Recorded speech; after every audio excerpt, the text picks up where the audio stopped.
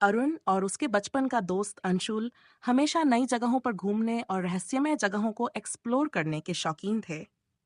एक दिन अंशुल ने इंटरनेट पर दिल्ली के प्रसिद्ध जमाली कमाली मकबरे और मस्जिद के बारे में पढ़ा। जगह को भूतिया माना जाता था और कहा जाता था कि यहाँ रात में अजीब घटनाएं होती हैं। अरुण को यह सुनकर उत्सुकता हुई। चल यार, एक बार जाकर देखते हैं। लोगों ने ज्यादा ही बड़ा चढ़ाकर बातें फैला रखी होंगी। अरुण ने अंशुल से कहा। हाँ, लेकिन सुना है वहां रात को जाना मना है। बस डरपोक मत बन, कुछ नहीं होगा। अगले दिन रात के 1:30 बजे अरुण और अंशुल मकबरे के लिए निकल पड़े। दिल्ली की सड़कें धीरे धीरे सुनसान होने लगी थीं। मकबरे के पास पहुंचकर दोनों ने बाइक पार्क की। जगह घने पेड़ों और अंधेरे से घिरी हुई थी। मकबरे का मुख्य गेट बंद था, लेकिन दोनों ने दीवार फांदकर अंदर जाने का रास्ता ढूंढ लिया। अंदर पहुंचते ही अजीब सा सन्नाटा था। हवा में हल्की सी ठंडक और एक रहस्यमय खिंचाव महसूस हो रहा था। अरुण ने मजाक में कहा, यार, ये जगह तो हॉलीवुड फिल्म की लोकेशन लग रही है। अंशुल ने हल्के से मुस्कुराते हुए कहा, बस यार, जल्दी देख लेते हैं और निकलते हैं, कुछ अजीब लग रहा है। दोनों मस्जिद के अंदर पहुंचे। जगह खंडहर जैसी लग रही थी, लेकिन दीवारों पर जटिल नक्काशी अभी भी आकर्षक थी। अरुण ने अचानक महसूस किया कि कोई पीछे से उसे देख रहा है। उसने मुड़कर देखा, लेकिन वहां कोई नहीं था। अंशुल, तुझे भी ऐसा लग रहा है कि कोई हमें देख रहा है? हाँ यार, लेकिन शायद हमारा वहम है। जैसे ही दोनों आगे बढ़े, अरुण को ऐसा लगा कि उसके कंधे पर किसी ने हल्का सा हाथ रखा। वह घबराकर पलटा, लेकिन वहां कोई नहीं था। अंशुल, मुझे लगता है यहाँ कुछ गड़बड़ है। चलो वापस चलते हैं। मजाक में नहीं, पर सच में डर लगने लगा है।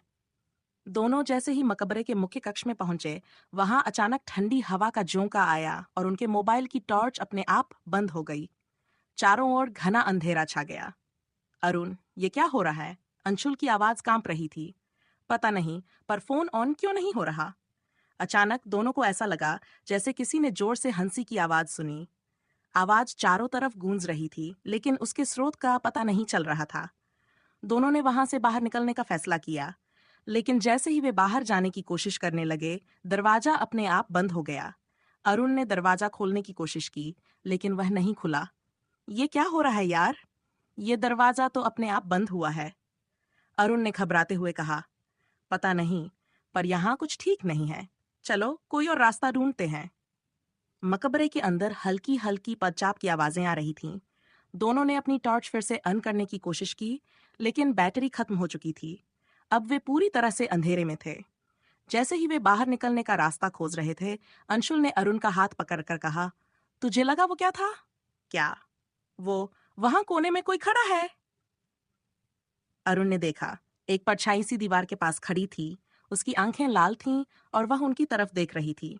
दोनों के रोंगटे खड़े हो गए। परछाई धीरे धीरे उनकी ओर बढ़ने लगी। भाग अंशुल, भाग! अरुण चिल्लाया। दोनों भागने लगे, लेकिन उनके कदम भारी हो रहे थे। ऐसा लग रहा था जैसे कोई अदृश्य ताकत उन्हें पीछे खींच रही हो। किसी तरह दोनों दीवार फांदकर बाहर निकले। बाहर पहुंचते ही उनकी बाइक अपने आप स्टार्ट हो गई। उन्होंने बिना समय गंवाए बाइक पर बैठकर वहां से दौड़ लगा दी। घर पहुंचने बाद भी दोनों कादिल तेजी से धड़क रहा था।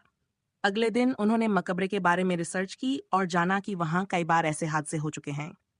कुछ लोगों ने दावा किया कि उन्हें जमाली और कमाली की आत्माओं को वहां घूमते देखा है। अरुण और अंशुल ने समझाई कि अब वे ऐसी जगहों पर अकेले कभी नहीं जाएंगे।